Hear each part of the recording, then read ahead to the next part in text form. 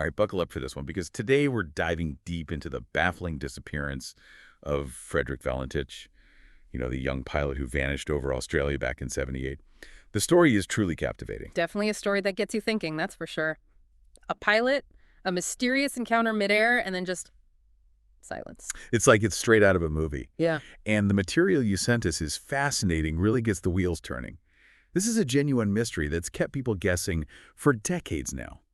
So, to get a grip on this, let's set the stage. We're in 1978, October 21st, and 20-year-old Frederick Valentich is about to head out on a seemingly routine flight. He's flying a Cessna 182L, one of those single-engine aircraft, from Moorabbin Airport to King Island. You've mentioned you follow aviation, so I bet you can picture this type of plane pretty clearly. Oh, absolutely. A classic aircraft, especially for those shorter trips. Right. Seems like a typical flight at first glance. Except, when you look at the flight path itself, Valentich was flying over the Bass Strait. Now, just so our listeners know, we're not talking about some small lake crossing. This is a huge stretch of water between mainland Australia and Tasmania. You could say it's pretty isolated. Absolutely. It's quite remote. And that isolation plays a significant role in the mystery, adding to the complexity of the search efforts that followed. And speaking of which, the article you gave us mentioned that Valentich had about 150 hours of flight time under his belt. So not a rookie pilot, but you highlighted that his record wasn't totally clean, was it? No, not squeaky clean. There were a couple of incidents on his record, like that time he flew into restricted airspace, and then those warnings he received about his judgment when flying in cloud formations. Almost sounds like he had a bit of a daredevil in him, wouldn't you say? And looking back, knowing the outcome, you have to wonder if that impulsivity maybe played a part in his final flight. But let's not get ahead of ourselves. We'll come back to all that. For now, let's delve into what we know about the actual events during the flight. So Valentich had been in the air for about an hour, 7:06 p.m. to be exact, when he contacts Melbourne Flight Service. And this is where things take a turn towards the strange. He gets on the radio, pretty calmly actually, reporting an unidentified aircraft flying above him, and it seems to be toying with him. Yeah, the article mentions he describes this unidentified aircraft with 4 bright lights moving erratically, almost like it was playing games with him. Those were his words, actually. Can you imagine that? Being all alone in a small plane, miles from land, and then suddenly there's something like that right above you. And don't forget, this is 1978. No fancy radar systems or transponders like we have today. Right, so they're pretty much flying blind out there. Basically, especially over water where radar coverage was spotty at best back then. Wow. So when Valentich is reporting this weird aircraft, air traffic control couldn't even confirm if he was seeing something real or not. That's got to add another level of stress to the situation. I know you're into the tech side of things. This detail about the radar limitations must have really stood out to you. For sure. Makes you wonder how different things might have gone down with today's technology. But back then, all they could do was try to understand these increasingly frantic reports coming from Valentich. And it wasn't just about what he was seeing either. The article points out how Valentich's voice changes throughout the transmission. Starts calm, but as he's describing what the aircraft's doing, his voice becomes more and more distressed. Almost as if he's realizing this is not a normal thing to be experiencing. Yeah, like a growing sense of dread. And if things couldn't get weirder, he then reports engine trouble. It's not clear what the issue was, but now there's this whole other layer of danger added to the mix. Okay, so this is the part where I was totally hooked reading this. Yeah. Air traffic control is trying everything to figure out what's happening. They ask him to identify the aircraft one last time, and that's when he utters that line, the one everyone always talks about. He says, "It isn't an aircraft." And then there's a sound some people think is a metallic scraping on the recording. And then nothing. Silence. It's just chilling. That metallic sound, and then silence.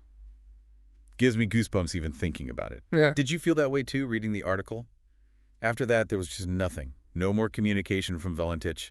Him and the Cessna, completely gone. It's a moment that really sticks with you. And naturally what came next was a huge search and rescue operation. Boats and planes, everyone out there scouring the Bass Strait, desperately looking for any sign of Valentich or the plane. And with the remoteness of the location, like we talked about, the search must have been beyond difficult, especially with the limited technology they had then. Talk about finding a needle in a haystack, but the haystack is this massive, unforgiving ocean. Exactly. It was a huge undertaking. And tragically, those initial search efforts turned up nothing. They never found any trace of Valentich, no sign of the Cessna. Officially, the report concluded that the aircraft was lost at sea. But without any wreckage, the real cause was impossible to determine. And that, as you might imagine, led to a whole whirlwind of speculation. This wasn't just a plane going down. This was a plane going down after a chilling encounter with a UFO, like something right out of science fiction. Exactly right. It's where the case truly grabs hold of the public's imagination. It taps into that fascination we have with the unknown, especially when it comes to UFOs, unexplained phenomena. It's been decades, and people are still talking about this case. And we both know there's a whole range of beliefs out there about UFOs. But something you pointed out in your research really struck me. Frederick Valentich's own father said his son was really into UFOs. Absolutely. Can't ignore that detail. Guido Valentich, Frederick's dad, he said his son was convinced UFOs were real. Even mentioned Frederick had voiced concerns about running into one while flying. Wow, so you have this young pilot, alone up there over miles of water, and he sees something he can't explain. It makes sense why his belief in UFOs added fuel to the fire of this mystery. For sure. Adds a personal layer to the whole thing. Makes you ask, was Valentich just unlucky, caught in a tragic accident? Or was there something more going on, something truly extraordinary? And then there were those eyewitness reports from that night, mentioned in the article, right? People who said they saw strange lights in the sky around the same time Valentich disappeared. We do have those accounts, yes. But it's important to remember that eyewitnesses, especially with a case as mysterious as this, you have to take it with a grain of salt. Memory is a tricky thing, and the power of suggestion is strong. Right, good point. And not just eyewitnesses either.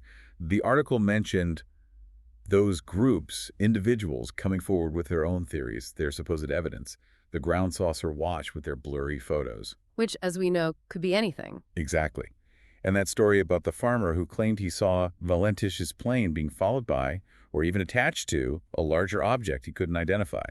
Intriguing stories for sure, but often lacking that solid evidence that would move them from speculation to fact. So we come to this.